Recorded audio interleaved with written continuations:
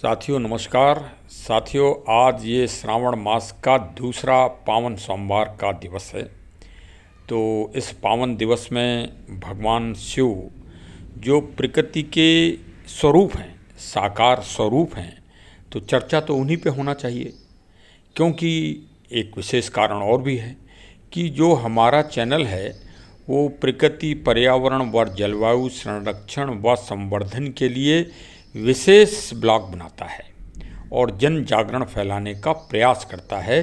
क्योंकि यदि इस दुनिया को, यदि इस विश्व को, यदि इस भूमि को, यदि इस वर्तमान व्यवस्था को अगर कोई भी चीज़ इस दुनिया को बचाएगी आज की तारीख में जलवायु परिवर्तन के दंश से, तो वो सिर्फ प्रकृति बचाएगी।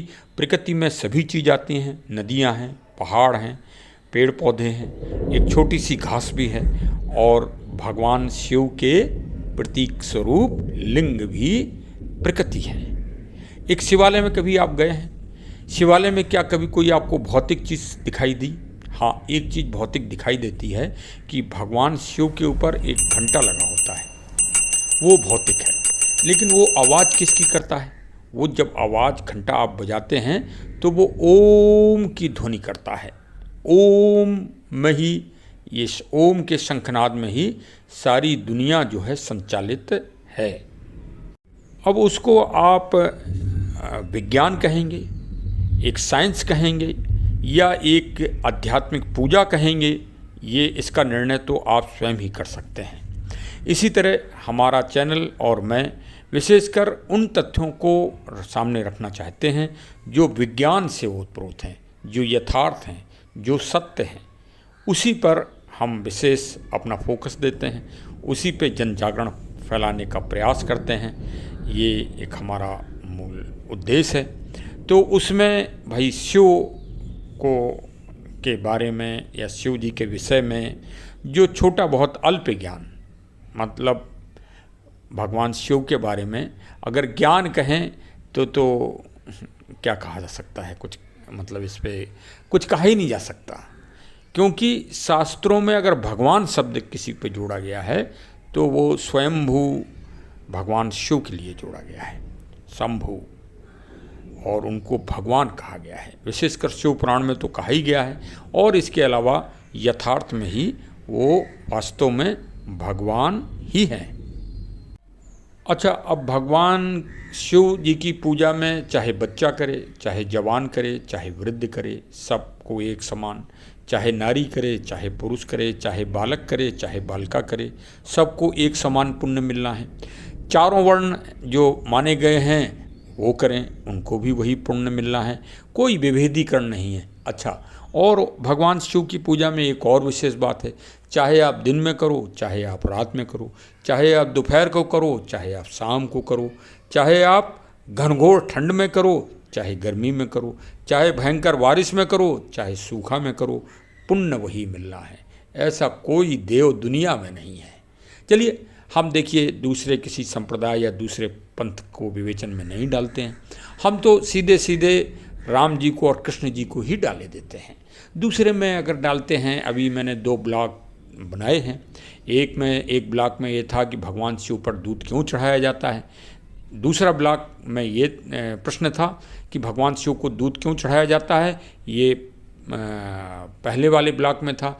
दूसरे वाले ब्लॉक में ये था कि हर घर में हर 5 किलोमीटर पे, हर 1 किलोमीटर पे, हर 100 किलोमीटर पे, हर 1000 किलोमीटर पे भगवान शिव का लिंग क्यों स्थापित किया गया है। और मैंने कहा था कि कमेंट से लोग अपनी राय दें। सब ने बहुत अच्छी प्रतिक्रिया दी है, इससे हमारे ज्ञान में भी अभिवृद्धि हो रही है। मैं वास्तव में करतल ध्वनि से उन सभी जिन्होंने कमेंट किया है उनका मैं स्वागत कर रहा हूं और अभिनंदन कर रहा हूं। और इसमें भी मैं अपेक्षा करूंगा कि मेरे इस ब्लॉग को भी सुनें और तार्किक है, सारगर्भित है, और फिर कमेंट करें। मैं कोई साधु नहीं, मैं कोई सन्यासी नहीं, मैं कोई आचार्य नहीं, मैं कोई शास्त्री नहीं, मैं कोई पारंगत नहीं, मैं एक रिटायर्ड पुलिस वाला हूं। हाँ, ये बात सत्य है कि मैं जब से मैंने अपना होश संभाला है तब से मैं प्रकृति के छोटे छोटे पेड़ पौधों से अवश्य जुड़ा हूँ। इसके लिए मैं दावा कर सकता हूँ, और जो मिलने जुलने वाले हैं वो आपके अगर जांच करेंगे तो इस प्रक्रिया को वो अपना समर्थन भी देंगे कि हाँ, यह सत्य है कि कोई भी दिन ऐसा नहीं गया जिस दिन हमने प्रकृति को डायरेक्ट रूप से, प्रत्यक्ष और अप्रत्यक्ष रूप से उपयोग ना किया हो। मेरे ब्लॉग में जो तार्किक विषय या जो तार्किक विश्लेषण और एनालिसिस आपको मिलेगा वो विशेषकर प्रकृति, पर्यावरण और जलवायु, और साथ में प्रकृति के तत्व, और इसमें विशेषकर अध्यात्म में तो आप देखिए आदि और अनादिकाल से भगवान शिव की पूजा ही होती ही आई है और होना भी चाहिए आगे, क्योंकि सारे प्रकृति के तत्व उनमें समाहित हैं। जैसे समुद्र मंथन हुआ, एक हमारे किसी सब्सक्राइबर साहब ने हमसे एक प्रश्न किया कि क्या साहब आपने मंथन को देखा है, क्या आपने मंथन को जाना है। मैं अपने उन महान भाव को ये एक छोटा सा अभी उत्तर दूंगा। देखिए, ये तो अभी चल रहा है, ये एपिसोड चल रहे हैं, जिस तरह बड़े लोग बनाते हैं एपिसोड। अब चाहे उसको कुछ भी भाषा में कह लीजिए, मेरे पास कोई यंत्र तंत्र तो है नहीं, मैं तो एक सीधा सच्चा अपना रिटायर्ड पुलिस वाला हूँ। नाम मेरा राम प्रताप सिंह कुशवाहा है, और मैं मन में ऐसा विचार आता है तो मैं ये ब्लॉग बना देता हूँ, जिससे वास्तव में दुनिया प्रकृति के सही तत्व को समझे, प्रकृति के यथार्थ स्वरूप को समझे, और प्रकृति के अधिष्ठात्री भगवान शिव की महानता को समझे। देखिए, हम चलिए मानते हैं थोड़ी देर पे एग्जाम्पल कि हम भगवान राम की पूजा कर रहे हैं, तो हम राम राम राम राम दिन भर कह रहे हैं, तो राम राम कहने भी पूजा है, ये एक भजन है। सीताराम सीताराम कह रहे हैं, बहुत सारे लोग कहते हैं। सुबह सुबह सरयू जी स्नान करते हैं, गंगा जी स्नान करते हैं, और हर हर महादेव बोलते हैं, भोलेनाथ बोलते हैं। लेकिन ये एक भजन है, ये उस आत्मा को जो उस व्यक्ति में है, ये व्यक्तिगत फलदाता है। लेकिन आप इस सृष्टि के लिए क्या कर रहे हैं, इस जनता के लिए क्या कर रहे हैं, इस भूमि के लिए क्या कर रहे हैं, इस वायुमंडल के लिए क्या कर रहे हैं, इस पर्यावरण के लिए आप क्या कर रहे हैं, ये कौन से देवता कर रहे हैं। कोई आपको दुनिया में जितने भी देव हों, जितने भी गॉड हों, उन सबको अपने सामने लाइए, चाहे भगवान कृष्ण हो, चाहे भगवान राम हो, उनकी आप पूजा करिए। देखिए, मैं किसी दूसरे पंथ में नहीं घुस रहा हूँ, मैं न किसी दूसरे मजहब में घुस रहा हूँ, मैं न किसी दूसरी पूजा में घुस रहा हूँ, मैं सिर्फ सनातन के ही उसमें आपको विभेदीकरण बता रहा हूँ कि चलिए, आपने राम जी की पूजा मैं करता हूँ, मैं सुबह से लेकर शाम तक राम राम राम राम जपता हूँ, श्री रामचरितमानस को पढ़ता हूँ, भगवान कृष्ण का मैं गुणगान करता हूँ, श्री गीता जी का मैं गुणगान करता हूँ, मैं महाभारत का गुणगान करता हूँ, मैं और भी जितने शास्त्र हैं उनका गुणगान करता हूँ। तो उससे हम ही को तो प्राप्त होगा उसका पुण्य, या जो लोग सुन रहे होंगे उनको पुण्य होगा। जैसे कोई कथावाचक हैं, वो कथा कह रहे हैं, 1 लाख आदमी सुन रहा है, तो 1 लाख सुनने वालों को ज्ञान की अभिवृद्धि होगी। लेकिन प्रकृति को आपने क्या दिया, सृष्टि को आपने क्या दिया, पर्यावरण को आपने क्या दिया। मेरा प्रश्न ये है, और मेरे जो ब्लॉग की धारणा है, जो मेरे ब्लॉग का उद्देश्य है, मैं उसी पे अपना विश्लेषण करता हूँ, और आप भी गहराई से उसी चीज़ को समझिए। कई लोगों ने बड़े तार्किक कमेंट किए, उनका मैं स्वागत कर रहा हूँ। हाँ, क्योंकि कबीरदास जी ने कहा, ये निंदक नेरे राखिए घर में कुटी छवाए। तो मैं आखिर कबीर जी को तो ये मानता हूँ, वो भी तो ब्रह्म के स्वरूप थे। तो भाई, ये तो अच्छी बात है। और अभिव्यक्ति भी, भारत का संविधान अभिव्यक्ति की आज़ादी देता है। आप बिल्कुल और अच्छा, हम तो कह रहे हैं, कमेंट करिए, जिससे अगर मुझ में कहीं कमी होगी तो मैं और सुधार करूँगा। और आपको बहुत बहुत साधुवाद। भगवान शिव में हम शिवालय में पहुँचे, शिवालय में हमने पूजा प्रारंभ की। तो जो भी प्रकृति तत्व हैं, जो 36 चीज़ें मैंने रिकॉग्नाइज की हैं, जो 36 चीज़ें भगवान शिव को चढ़ती हैं, वो सारी प्रकृति और जैविक, और फल फ्रूट, घास और मदार आदि, पुष्प और दुग्ध, सभी चीज़ प्रकृति की हैं, वही चढ़ती हैं भगवान शिव को। और तारीख की बात यह है कि भगवान शिव को जो प्रसाद चढ़ाता है वही उसका भक्षण कर सकता है। ब्राह्मण या कोई भी व्यक्ति उस प्रसाद को ग्रहण भी नहीं करता। कितनी बड़ी बात है। या आप भगवान शिव को चढ़ा दीजिए तो वो प्रकृति को समर्पित हो जाता है। अन्य देव को आप अगर प्रसाद चढ़ाएंगे तो वो प्रसाद आप बांटिए 20 जगह, और आधा पंडित जी ले लेंगे, मंदिर में चढ़ा देंगे। लेकिन भगवान शिव का प्रसाद तो उन्हीं के ऊपर चढ़ता है, और शेष जो बचा है वो आप प्राप्त करिए।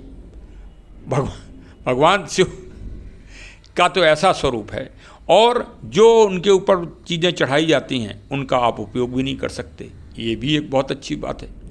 मतलब समर्पण कर दीजिए, पूरी तरह से अर्पित कर दीजिए। अच्छा, और जो जो चीज़ें जो आ रही हैं भगवान शिव में चढ़ाने के लिए, वो क्या समाज के जो पैसे वाले व्यवसायी हैं या पैसे वाले जो व्यापारी हैं, क्या उनके पास से आ रही हैं? नहीं, आप जितनी भी चीज़ों का अध्ययन करेंगे, जितनी भी चीज़ों का आप चिंतन करेंगे, वो सारी चीज़ें गरीब व्यापारियों के पास से आ रही हैं। आप जो भी देखिए, राजा और रंक सभी भगवान शिव को पूजते हैं, सभी लोग कुछ ना कुछ चीज़ लेते हैं। एक फूल भी आजकल पैसे का आ रहा है, मिट्टी भी अगर आप लेने जाओ तो पैसे की आ रही है। अच्छा, एक बात आपको और बताएं कि देखिए कितना बड़ा विज्ञान है कि भगवान शिव के अभी रुद्राभिषेक में भगवान शिव के पाषाण वो बनेंगे, लिंग बनेंगे, तो वो मिट्टी जो लाना है, जो भी यजमान है उसका दायित्व है कि किसी नदी से, किसी तालाब से, सरोवर से, पोखर से वो लेके आएगा और कहाँ समर्पण करेगा? उसी पोखर में करेगा या किसी बहते पानी में समर्पण करेगा। मतलब प्रकृति से लेना है पूजा की चीज़ें भगवान शिव को, और प्रकृति में ही समर्पित करना है। जरा दुनिया में जितनी भी संस्कृतियां हैं, जितनी भी सभ्यताएं हैं, आप यहाँ से पूरे ब्रह्मांड में 7 महाद्वीप में घूम लीजिए और 7 प्रायद्वीप में घूम लीजिए। अगर कहीं आपको ऐसे कोई देव मिल जाएं या ऐसे कोई गॉड मिल जाएं जो जिनकी इस तरह से पूजा होती हो प्रकृति के तत्वों से, तो आप में बताइए। इसीलिए हम कहते हैं कि भगवान शिव आदि हैं, भगवान शिव अनादि हैं, भगवान शिव अखंडनीय हैं।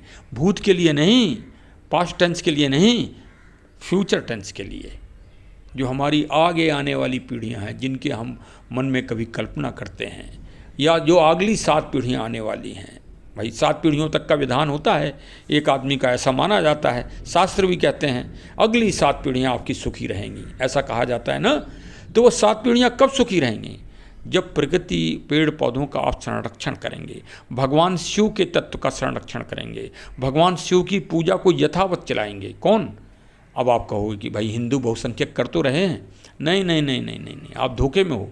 प्रत्येक मानव, जो भी मानव अगर शब्द सुन रहा है, अगर हमारे इस व्याख्यान को, इस हमारे एपिसोड को या हमारे इस ब्लॉग को, तो दुनिया की 8 अरब आबादी है, 8 अरब लोगों को अपने दोनों हाथों से भगवान शिव की पूजा और अर्चना करना चाहिए इस दुनिया को बचाने के लिए।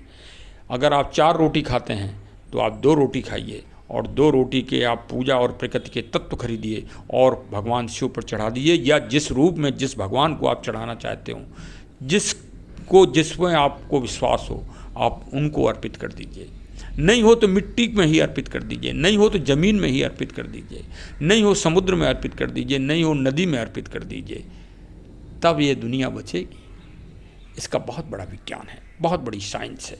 इतना विज्ञान, इतना तार्किक, इतना विश्लेषण तो अणु बम को बनाने में वैज्ञानिकों ने खर्च नहीं किया होगा जितना हमारे पूर्वज आदि और अनादिकाल से करते चले आ रहे हैं। अच्छा, अब ये बताइए कि अरबों रुपया श्रावण मास में भगवान शिव जी के ऊपर अर्पित हो जाएगा, अरबों रुपया शिव पूजा में हैं। क्या हिंदू किसी से मांग रहा है? भारतीय किसी से मांग रहा है क्या पैसा कि हमें पूजा दे दो, हमें पैसा दे दो, हम पूजा करने जा रहे हैं भगवान शिव की, भगवान शिव के लिए हम प्रसाद लेने जा रहे हैं, उनके लिए प्रकृति तत्व हम लेने जा रहे हैं? नहीं, वो तो अपनी स्वतः अपनी मर्जी से करता है ना।